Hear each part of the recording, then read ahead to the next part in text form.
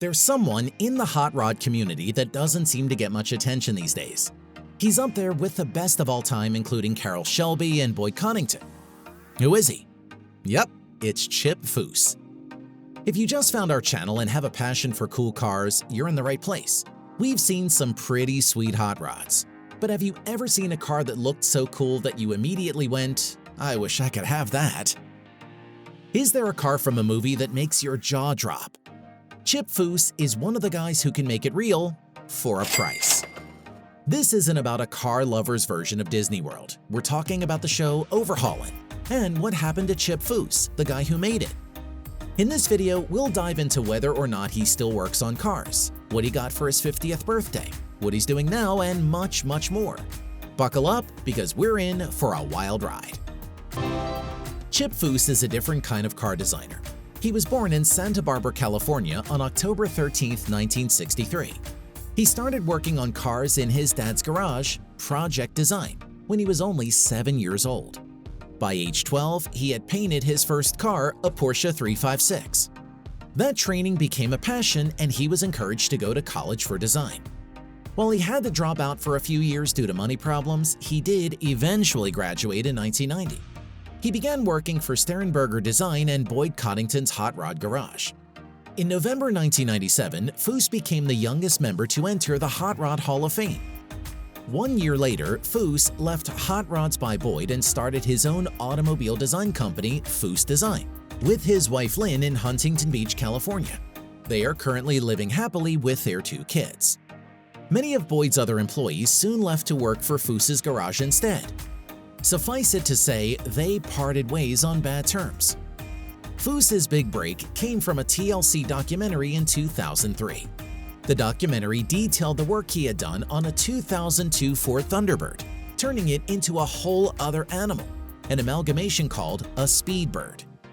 Foose made such an impact on the network that he soon got his signature show, Overhaulin. Overhaulin was a different kind of car show. Every episode involved a prank on the person who was about to get their dream car called the Mark. This involved the Mark's car getting stolen, misplaced, or so damaged that it needed to be taken into the shop. Foose and the A-Team would go all out on these pranks, sometimes spending 4 hours making themselves unrecognizable. One way or another, they would get that car into the garage and proceed to give it a makeover. From there, the team had 8 days to revamp the stolen car into the car of the Mark's dreams. If you think 8 days is a short amount of time to completely overhaul a car, you're right. Most of the drama around this time crunch was fabricated. Parts were selected before the show to make sure they would fit whatever car they were restoring, for example. The people in the garage got along, and the team rarely screwed up. Overhaulin had a very good run. It lasted 10 seasons with 119 episodes, including a lot of specials. There were a few noticeable hiccups, such as a 4-year hiatus between seasons 9 and 10. The show also changed networks from TLC to Velocity Discovery, with the last season airing on the Warner-owned Motor Trend label. Also, if you watched the first episode of Season 9, you may remember Foose and Johnny Depp pranked Amber Heard by taking her Mustang and turning it into a beautiful hot rod. As you might already know, the couple is currently working through a $50 million lawsuit, but you can't help but wonder what happened to the Mustang, right? Sorry about this. He gets really starstruck. We get bullied by that. I'm sorry. We met Jean-Claude Van Damme one time, and we had to get a restraining order. Did you tell him yet? Did you want to tell him? Are you Tell you what? I don't think we're at the, are we ready to tell him? You're not arresting him, are you? That's bull. You're on Overhaulin. When he wasn't making Overhaulin, Foose's hot rods were winning awards left and right. His vehicles won the Most Beautiful Roadster Award in 1995, 1996, 1999, 2000, 2001, 2003, 2006, and 2014, and the Riddler Award from Detroit Autorama 4 times. This isn't a complete list, but shows how prolific and talented Foose is. Foose has also made a few custom jobs for major companies that had very limited runs. In 2007, Foose worked with Ford, yes, that Ford, to create a limited-run Ford Mustang called the Foose Stallion. Production was limited to only 3,000 per year.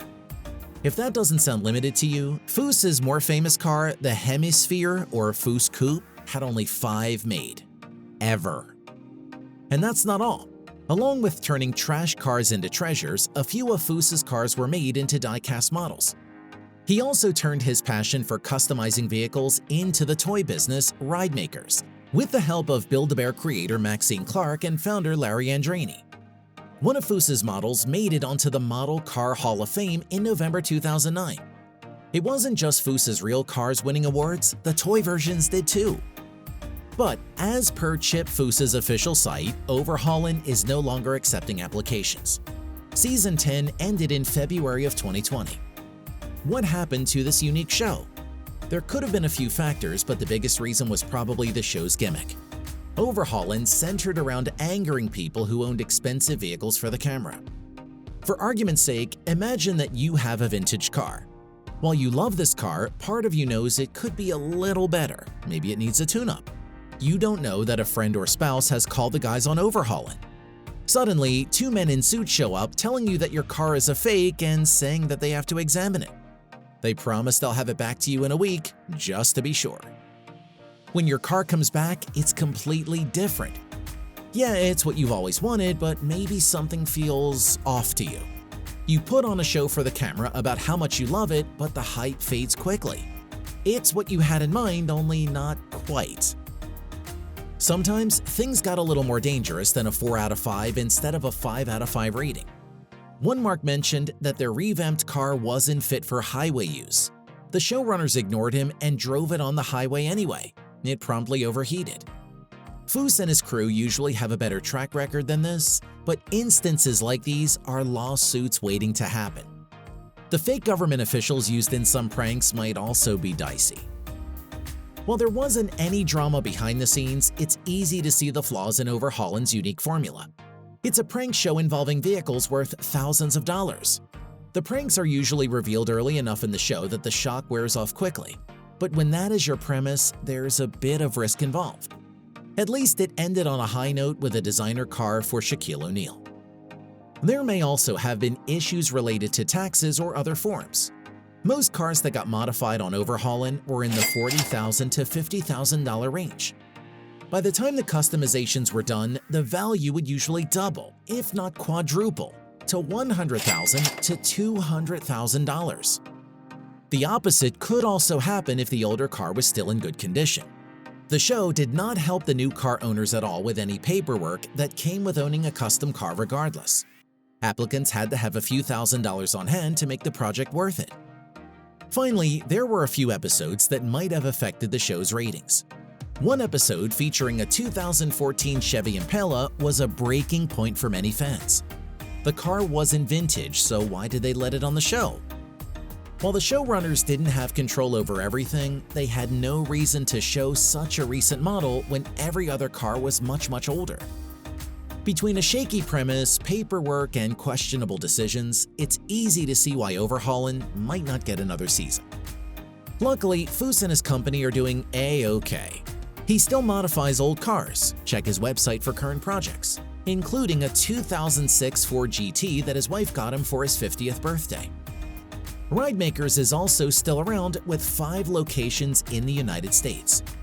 As of 2021, Foose is worth a cool $18.5 million.